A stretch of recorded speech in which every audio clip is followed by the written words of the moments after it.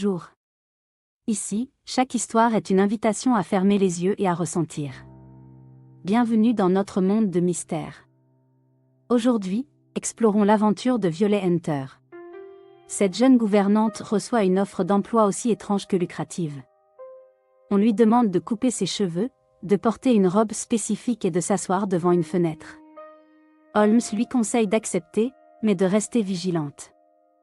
Une fois au Hêtre Rouge, Violet découvre une atmosphère oppressante. Une aile de la maison est strictement interdite. Elle comprend qu'elle sert de doublure pour tromper quelqu'un à l'extérieur. Une autre femme est retenue prisonnière dans l'aile secrète. Grâce à l'intervention de Sherlock Holmes, le mystère est résolu et les plans du maître des lieux sont déjoués juste à temps. Laisse-toi emporter par ces récits. Mets tes écouteurs et abonne-toi pour ne rien manquer de nos prochaines histoires.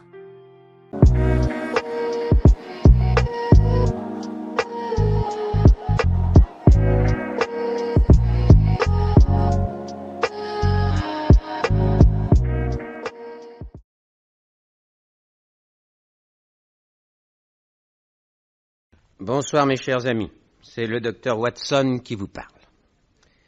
C'était un matin de 1886, tout au début du printemps.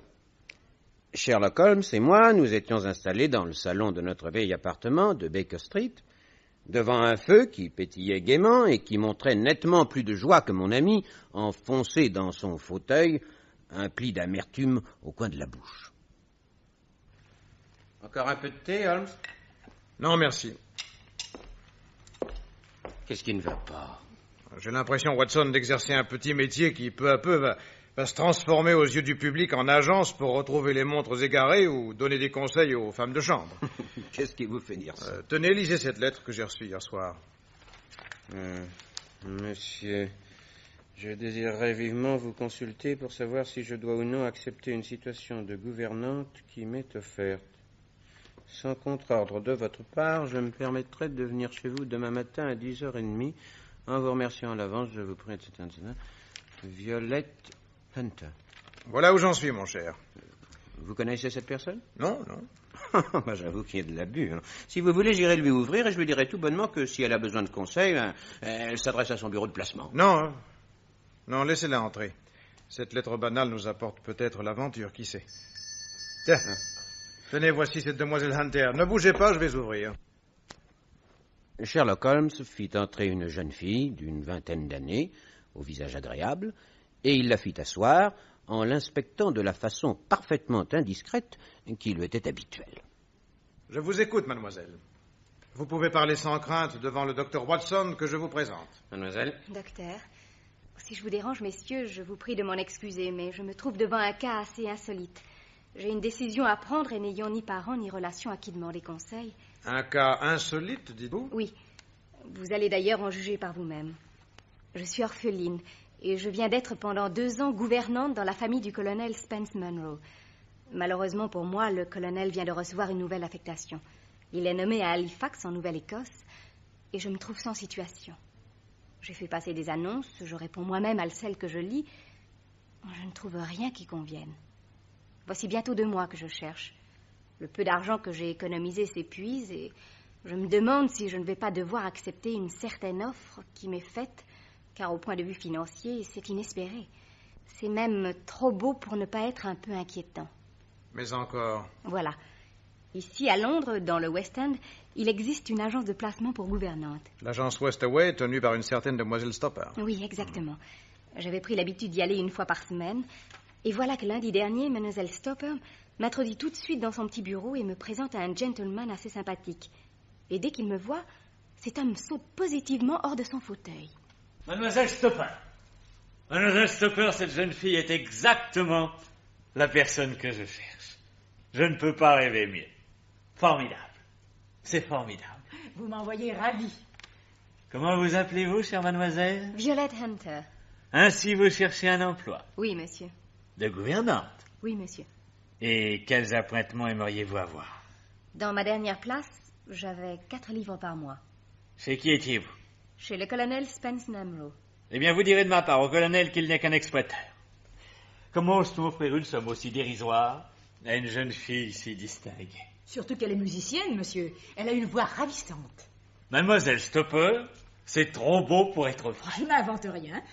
N'est-ce pas, mademoiselle Hunter? Je suis en effet soprano et sans fausse modestie, je me crois assez bonne pianiste. Mademoiselle Stopper, je crois rêver. La musique prendrait une place importante dans l'emploi que vous proposez, monsieur? Ma femme est également une excellente pianiste. Nous adorons le bel canto, c'est vous dire que vous seriez pour nous la gouvernante idéale. Pour vous? Oui, enfin, je veux dire pour mon fils. Il a 6 ans. Et je veux espérer, chère mademoiselle, que votre instruction vous permet largement d'assurer la formation intellectuelle d'un enfant, qui jouera peut-être dans l'histoire de notre pays un rôle considérable. Il est très intelligent? Presque autant que son père, mademoiselle, presque autant que son père. Ainsi, avec tant de qualité, ce colonel vous rémunérait à raison de 48 livres par an? Mon Dieu, oui. Eh bien, avec moi, vous débuterez à 100 livres pour la première année. 100 livres? Oui, 100 livres. Je m'y engage dès maintenant.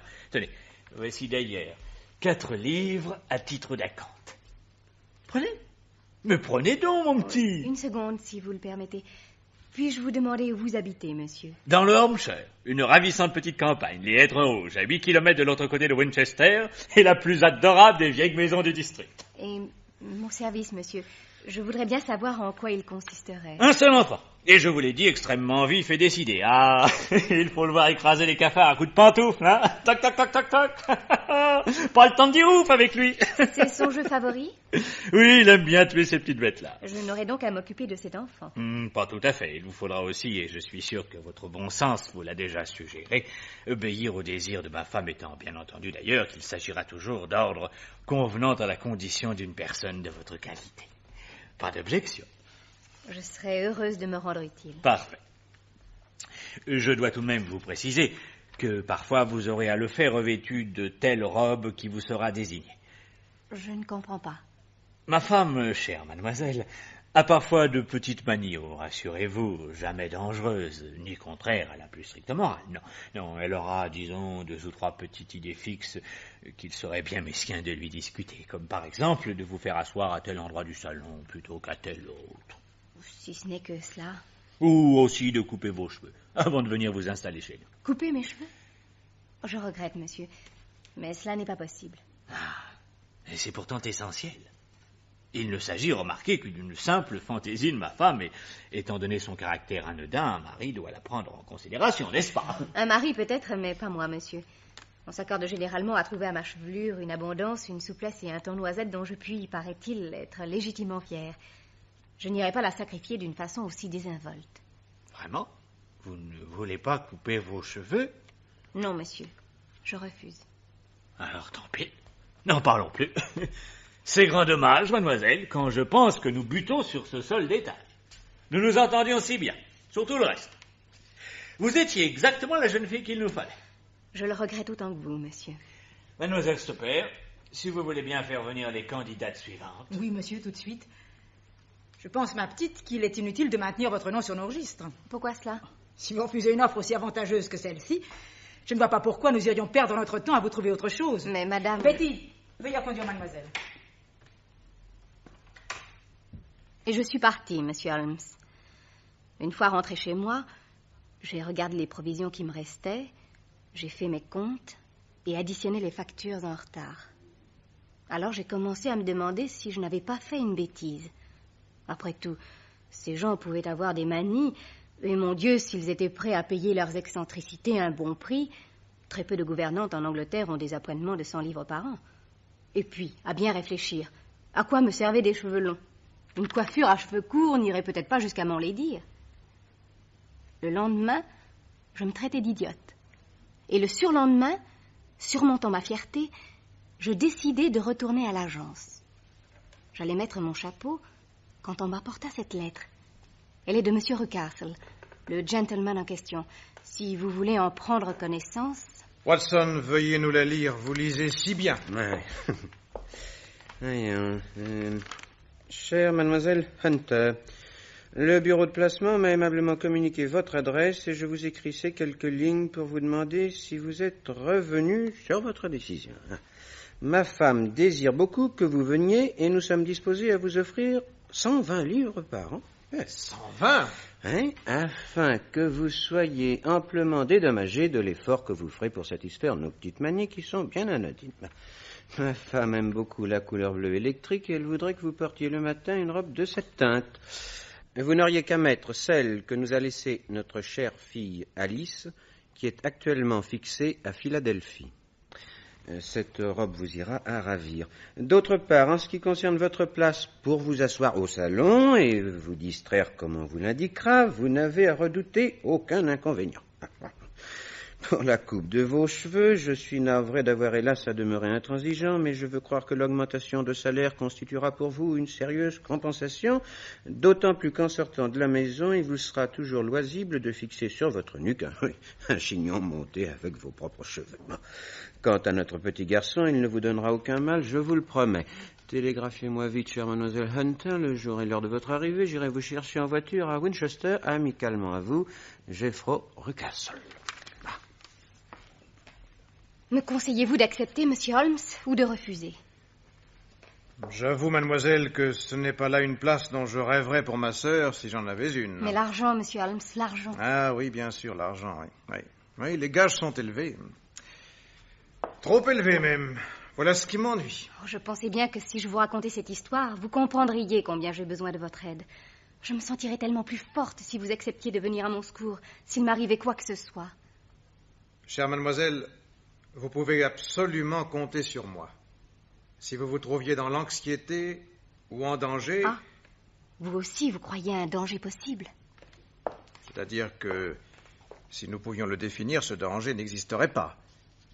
Bref, à n'importe quel moment, ne craignez pas de me télégraphier. De jour ou de nuit, j'accourrai. Oh, merci bien sincèrement, Monsieur Holmes.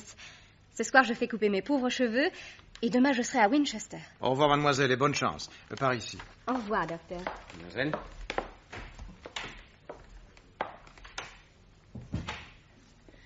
Eh bien, voilà une jeune fille qui n'a pas froid aux yeux, hein. Elle a du courage. Je crains qu'elle en ait besoin. Et je serais bien étonné si, avant peu, elle ne nous appelait pas à son secours. La prédiction de Sherlock Holmes ne tarda guère à se réaliser. Une quinzaine s'écoula, au cours de laquelle mes pensées se tournèrent souvent vers les hêtres rouges. Je me demandais dans quelle étrange expérience humaine cette jeune fille s'était engagée. Nous reçûmes le télégramme un soir, fort tard, alors que j'allais me coucher, et que mon ami était penché sur des tubes de verre, occupé à de mystérieuses expériences sur l'acétone. Voici ce que nous télégraphie mademoiselle Hunter. Veuillez être au hôtel du Cygne Noir à Winchester demain midi. Venez, je suis à bout. Et à quelle heure y a-t-il un train? Le matin à 9h30. Il arrive à Winchester à 11h30. Vous connaissez les horaires par cœur? Non, mais en prévision de ce qui arrive, j'avais déjà noté les heures. Allons vite nous coucher, Watson, car demain, il faut que nous soyons en pleine forme. L'hôtel du Cygne Noir était le plus réputé de la ville, et mademoiselle Hunter avait fait préparer pour nous trois un déjeuner en salon particulier, afin que nous puissions causer tranquillement. Comme je vous remercie d'être venus, messieurs. Nous bavarderons tout en déjeunant, car j'ai promis à Monsieur Rucastle d'être de retour avant 3 heures. J'espère qu'il ignore ce que vous êtes venu faire en ville. Oh oui, bien sûr. Bon, maintenant nous vous écoutons. Il y a une quinzaine de jours, quand je suis arrivée à Winchester, Monsieur Rucastle est venu me chercher. Et il m'a emmené tout de suite au Hêtre Rouge, qui se trouve dans un site admirable.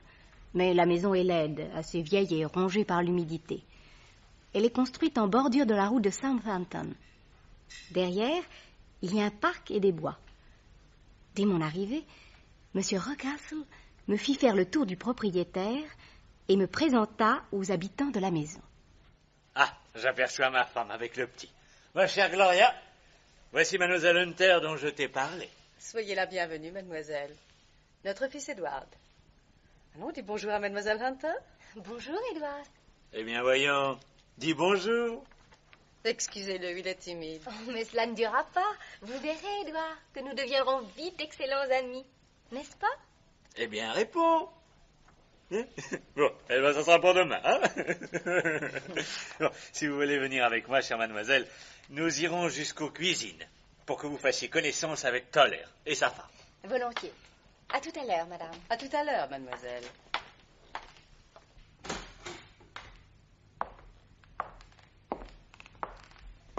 Vous avez également une fille, je crois, monsieur. Oui, oui, d'un premier mariage. Comme vous avez pu le voir, ma femme est beaucoup plus jeune que moi, et il y a entre elles deux si peu de différence que ma pauvre Alice ne s'est pas sentie très à l'aise avec sa belle-mère. Et une occasion s'étant présentée, elle est partie s'établir aux États-Unis. Elle s'y plaît? Oh oui, oui, beaucoup.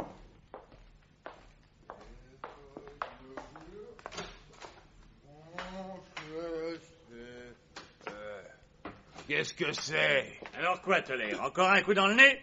Je vais finir par me fâcher. Faites pas attention, mademoiselle. Tant qu'il chante, il n'est pas méchant. Ah, voici sa femme, Madame Tolère, qui est la reine des cordons bleus. Ben, n'êtes pas difficile. Mademoiselle Hunter va s'occuper de notre petit Édouard. Hein?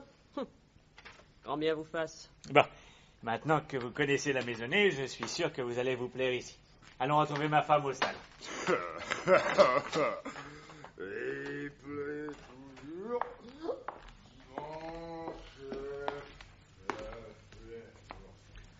Mais la voici qui vient justement devant nous. Ma chère Gloria, tu vas montrer sa chambre à mademoiselle Hunter. Mais auparavant, je voudrais lui demander, chère mademoiselle Hunter, vous avez bien fait couper vos cheveux, n'est-ce pas? Hélas, oui, monsieur. Alors ayez la bonté d'enlever votre chapeau, que je vois. Voilà, monsieur. Oh, merveille. Oh, adorable. Oh. Mais ainsi, vous êtes 1000 fois plus jolie encore. N'est-ce pas, Gloria? N'ayant jamais vu mademoiselle auparavant. Oui, c'est vrai. Très juste. Très juste, très juste. En tout cas, te plaît-elle ainsi? Certainement. Si vous voulez bien monter avec moi, mademoiselle. Telle fut ma prise de contact avec la famille Ruckastle. Quelles sont vos conclusions à ce jour? C'est que la femme n'est ni sympathique ni antipathique, et que dans la maison, elle compte pour 0. Elle a l'air résignée. Je la crois rongée par un chagrin secret. Plus d'une fois, je l'ai surprise en larmes. Peut-être est-ce à cause de son fils.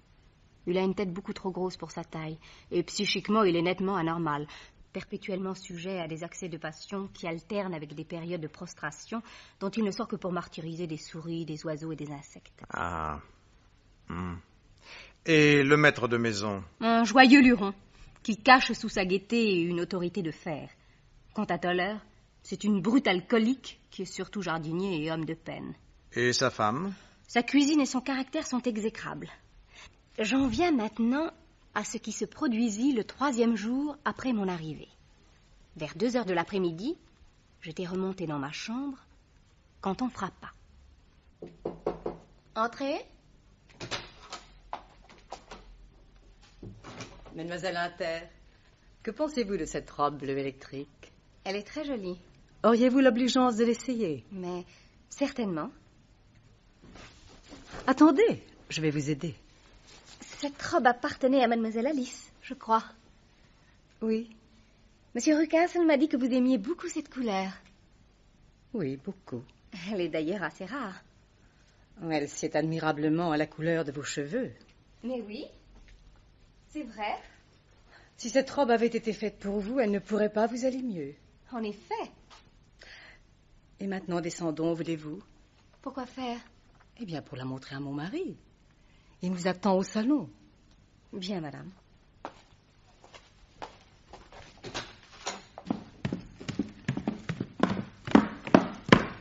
Vous voyez, je vous attends au bas d'escalier, tellement je suis impatient. Oh, mademoiselle Hunter, vous êtes ravissante. Ravissante. Venez vite dans le salon.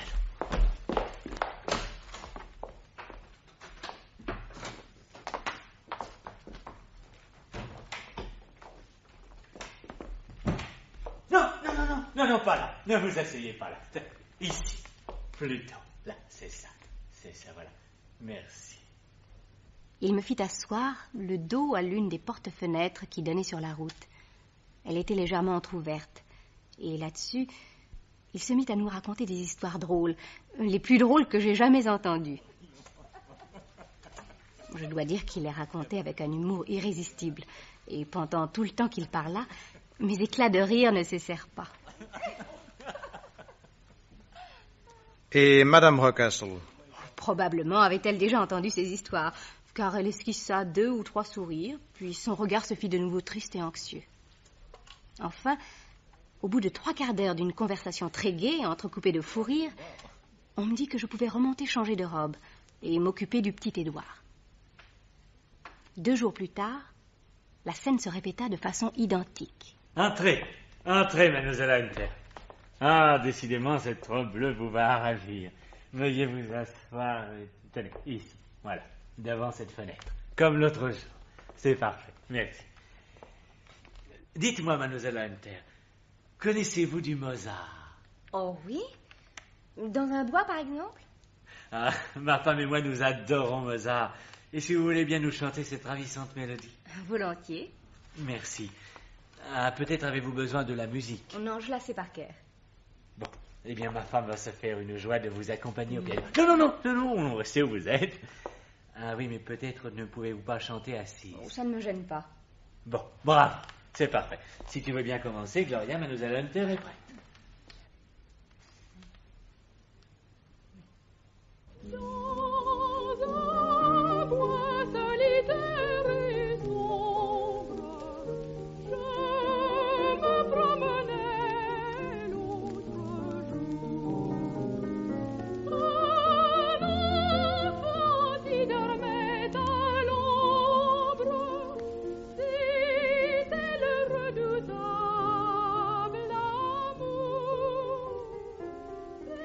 Dès la première fois, j'avais été frappée par le soin qu'ils avaient mis à m'asseoir le dos tourné contre la fenêtre entr'ouverte. Et à leurs regards attentifs, j'avais acquis la conviction qu'il se passait quelque chose derrière moi. Aussi, avant de descendre, cette seconde fois, avais-je brisé ma glace à main et glissé un morceau dans mon mouchoir. Tout en chantant, je le portais à hauteur de mes yeux, comme pour sécher mes paupières, et j'aperçus un homme sur la route qui regardait attentivement vers moi. Monsieur Rucastle avait certainement deviné mon manège, car il posa sa main sur l'épaule de sa femme pour interrompre le morceau. Gloria, il y a sur la route un impertinent qui regarde mademoiselle Hunter. C'est un de vos amis, mademoiselle? Non, je ne connais personne ici. Alors quelle impertinence! Faites-lui signe immédiatement de s'en aller. N'ayons pas l'air de le remarquer, ce serait peut-être préférable. Non. Il n'y a aucune raison pour que de telles indiscrétions ne se reproduisent pas. Faites-lui signe de partir. J'obéis. L'homme s'en alla et Madame Rucastle baissa le store. Depuis ce jour-là, on ne m'a plus jamais demandé de mettre la robe bleue et de m'asseoir à la fenêtre. Et l'homme sur la route? Je ne l'ai jamais revu. Étrange tout cela. Vous avez, je pense, d'autres choses encore à me signaler? Oui, monsieur Holmes. Par exemple, le lendemain de mon arrivée, en passant vers 8 heures du soir près de la cuisine, j'entendis non loin de moi un bruit de chaîne et un gémissement.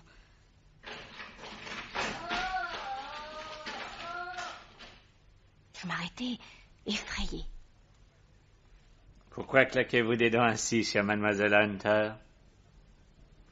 Approchez-vous de cette fente-là, entre ces 2 planches. Que voyez-vous? 2 yeux qui brillent. Qu'est-ce que c'est? C'est Carlo. Mon dog. Enfin, je devrais plutôt dire le dog de Toller, mon valet, car il n'y a que lui qui soit capable de le faire obéir. Carlo n'a à manger qu'une seule fois par jour et encore très peu. Aussi, je vous prie de croire que son coup de croc est toujours prêt. Toller le lâche toutes les nuits dans le jardin. Pour l'amour du ciel, ne vous hasardez pas à franchir le seuil de cette maison quand le soir est venu. Votre vie serait en danger, n'en doutez pas. Je vous remercie de l'avertissement. Je serais si navré qu'il vous arrive un malheur. La nuit suivante, vers 2 heures du matin, ayant entendu un gémissement dans le jardin, je me levai et je regardai par la fenêtre. Tout à coup, émergea sous un rayon de lune un chien géant, aussi grand qu'un veau, étrangement maigre avec des os énormes, qui semblaient lui crever la peau. Il traversa majestueusement l'allée et disparut dans l'ombre. Je crois qu'aucun bandit ne m'aurait fait aussi peur. Ensuite, monsieur Holmes, il faut que je vous raconte une autre chose, particulièrement insolite. J'ai conservé les cheveux qu'on m'a coupés sous la forme d'une longue torsade, rangés soigneusement au fond de la malle. Or, l'autre soir, je fus tentée d'ouvrir le 3e tiroir de la commode de ma chambre. Le jour de mon arrivée, les 2 premiers étaient vides, j'y avais rangé mes affaires, mais cherchais encore un peu de place. Je pensais que le 3e tiroir avait été fermé par erreur. À tout hasard, j'essayai une des clés de mon trousseau et je réussis à l'ouvrir. Quelle ne fut pas ma stupeur! Au premier plan, là, sous mes yeux, il y avait ma torsade de cheveux. C'était bien le même ton noisette, d'une nuance assez particulière, et la même finesse. Je me dis enfin que ce ne pouvait pas être la mienne. Comment serait-elle venue dans ces tiroirs? Je défis ma malle, et tout au fond, sous des lainages, il y avait ma propre torsade. Je la déposai à côté de celle que je venais de trouver. Pratiquement, il n'y avait aucune différence. Madame Ruckastle a-t-elle des cheveux semblables? Non, elle est brune. Avez-vous fait part de cette découverte à Monsieur Ruckastle? Oh non, vous pensez. D'autant plus qu'une autre chose avait attiré mon attention. J'avais remarqué qu'une aile de la maison paraissait complètement inhabitée, tout au moins en ce qui concerne le 1er étage. Du jardin, on voit 3 fenêtres sans rideaux, dont les vitres sont tellement sales qu'on les dirait dépolies, et une 4e aux persiennes toujours closes. Ces pièces, me suis-je dit, doivent être commandées par un couloir qui part du palier du 1er étage, là où il y a une porte toujours fermée à clé. En promenant l'enfant dans le jardin, je regardais un jour avec beaucoup d'insistance ces fenêtres mystérieuses quand M. Ruckastle s'approcha de moi. Ces fenêtres vous intriguent beaucoup, n'est-ce pas? Oh non, pas du tout, monsieur. L'agrément des vieilles maisons de province, voyez-vous, c'est qu'au moins on a toute la place pour ranger les vieilles affaires.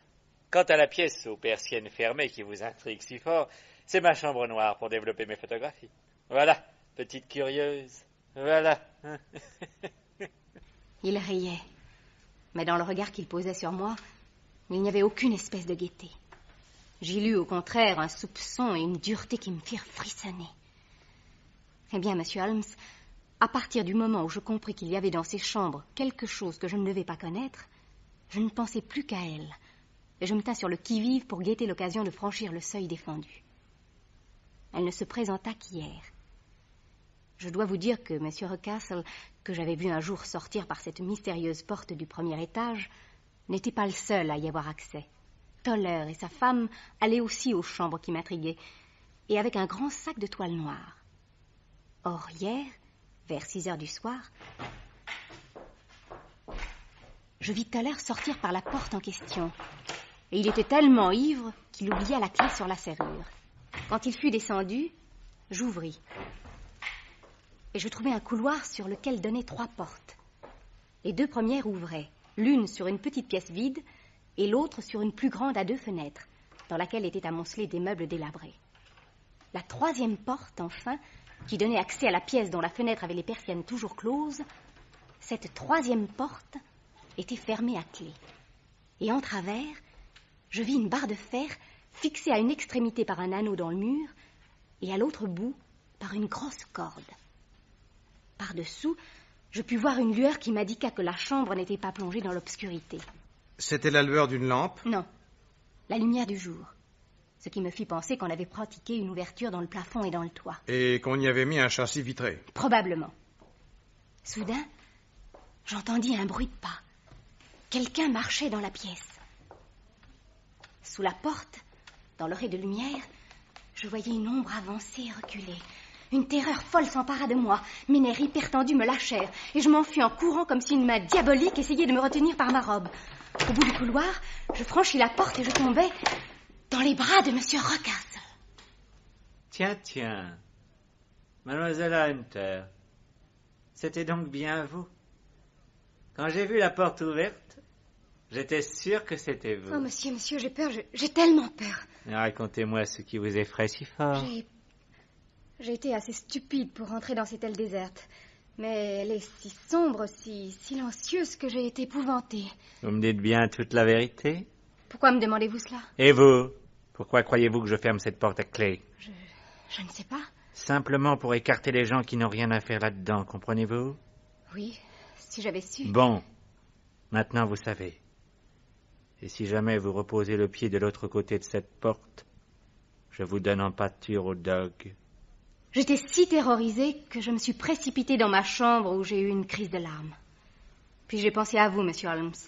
Sous un prétexte quelconque, je suis sortie et je vous ai envoyé un télégramme.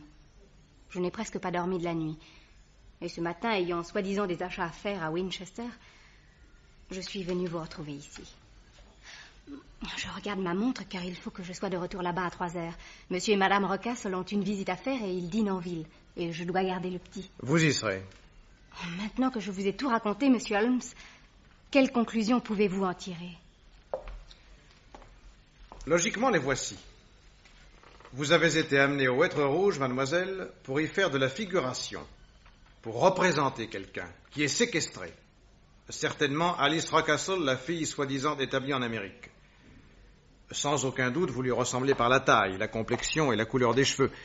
Les siens ont dû être coupés au cours d'une maladie, c'est pourquoi l'on vous a demandé de sacrifier les vôtres. Et l'homme sur la route? Un ami à elle, peut-être son fiancé. Comme vous ressembliez beaucoup à la jeune fille et que vous portiez sa robe bleue, il a été convaincu par vos éclats de rire, votre chant et enfin par vos gestes l'invitant à s'en aller, que vous n'aviez plus que faire de ces galantes attentions. C'est possible, en effet. Mais pourquoi lâcher ce chien la nuit? Pour ôter au jeune homme toute envie de communiquer avec elle. Mais, voyez-vous, le plus inquiétant de l'affaire, c'est l'attitude de l'enfant. Qu'a-t-elle à voir avec les agissements du père? Vous n'ignorez pas, Watson, que si en médecine et en psychiatrie on explique généralement les enfants par les parents, l'inverse est tout aussi valable. Le fils est anormal et cruel. Voilà qui peut nous faire penser que le père, si je peux m'exprimer ainsi, tient de lui. Étant du même sang, il n'y aurait rien de surprenant à voir Rocastle aussi anormal et cruel que son fils. En tout cas, il faut agir au plus vite, n'est-ce pas, monsieur Holmes? Oui, mademoiselle. Vous allez rentrer au Hêtre Rouge et vous arranger pour enivrer amplement cette brute de tolère. Je pense qu'il y réussira sans moi. Bon. Maintenant, y a-t-il dans la maison une cave avec une bonne grosse serrure? Oui, là où on met le vin. Bien. Une fois vos patrons partis, vous y envoyez madame Toller sous un prétexte quelconque et vous l'y enfermez. Comptez sur moi. Bravo, vous avez de la décision. Le chemin étant ainsi rendu libre, nous serons auprès de vous vers 7 heures ce soir et nous essaierons de libérer la prisonnière. Nous arrivâmes à 7 heures, comme convenu. Mademoiselle Hunter avait en tout point exécuté le plan de Sherlock Holmes. Toller ronflait sur le paillasson de la cuisine et sa femme hurlait du fond de sa cave. Quant au petit Édouard, il avait été couché de bonne heure et il venait de s'endormir. Bravo, mademoiselle Hunter. Maintenant, montons. Venez par ici. Madame Toller a les mêmes clés que celles de monsieur Rocastle. Je lui ai pris son trousseau.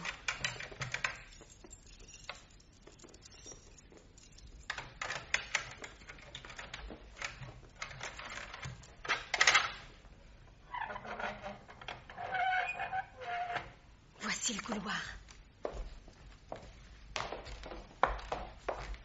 Allons directement à la porte du bout. Nous y voilà.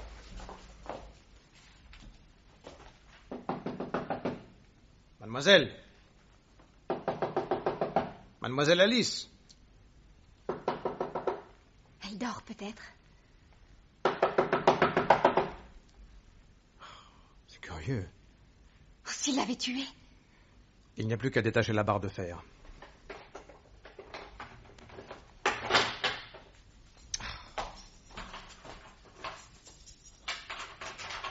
Il n'y a pas une de ces clés qui ouvre. Enfonçons la porte. Aidez-moi, Watson.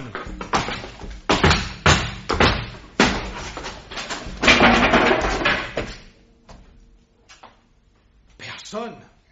Oh, regardez, le châssis vitré qui communique avec le toit est ouvert. Elle est partie. Qu'est-ce que cela signifie? Attendez, je grimpe sur le toit.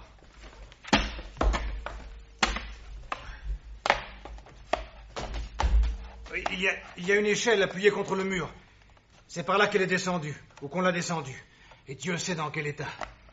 Monsieur Holmes! Monsieur Holmes! Écoutez, quelqu'un monte l'escalier. Watson! Armons nos revolvers!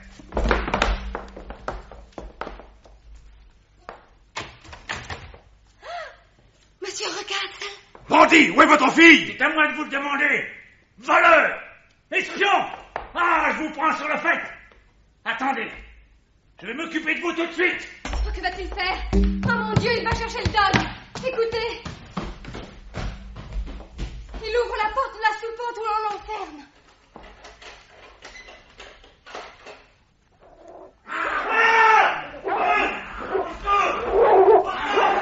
Le chien est en train de le dévorer. Venez vite, Watson!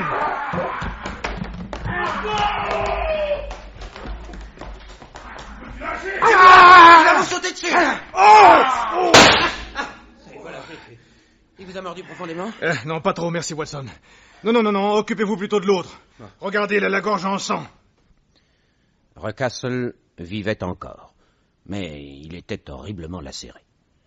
Sherlock Holmes, qui n'avait été mordu qu'assez superficiellement, m'aida à transporter le blessé sur le canapé du salon, et nous nous occupâmes de lui pendant que Toller, complètement dégrisé, allait libérer sa femme. Quelques instants plus tard, tous deux remontaient de la cave, et Sherlock Holmes les obligea à parler sous la menace de les livrer à la police pour complicité de séquestration. Alors, tout en larmes, Madame Toller nous apprit la vérité. Mademoiselle Alice a toujours été malheureuse. Surtout depuis que monsieur a épousé madame. Un jour, elle a fait la connaissance de monsieur Fowler, un homme très bien, et ils ont décidé de se marier. Mais voilà, mademoiselle Alice a une grosse fortune qui est entièrement dans les mains de monsieur. Et quand monsieur a vu qu'il allait falloir donner l'argent, il a fait de telles scènes à mademoiselle qu'elle en est tombée malade. Elle a eu une congestion cérébrale. On a dû lui couper les cheveux. Et quand elle est rentrée en convalescence, si vous aviez vu comme elle était faible, ils l'ont montée là-haut et ils l'ont enfermée pour garder la fortune. Et vous n'avez rien dit? Monsieur nous terrorisait. Seulement, quand j'ai vu la comédie qu'on faisait jouer à Mademoiselle Hunter, ça m'a tellement dégoûtée que j'ai tout dit à monsieur Fowler, le fiancé. Et comme je savais qu'aujourd'hui, monsieur et madame partiraient de 4 heures jusqu'après le dîner, n'ayant pas la clé de la chambre, je lui ai prêté une échelle. Et il a fait évader mademoiselle Alice par le toit. Ainsi fut résolu, mes chers amis, le mystère de la sinistre demeure appelée les Hêtres Rouges. Recastle mourut peu de temps après, et sa fille épousa M. Fowler. Quant à mademoiselle Hunter, mon ami Holmes m'étonnera toujours, il cessa de lui témoigner le moindre intérêt dès qu'elle ne fut plus le pivot de l'un de ses problèmes. Elle dirige maintenant une école privée à Sheffield, et je crois qu'elle réussit très bien.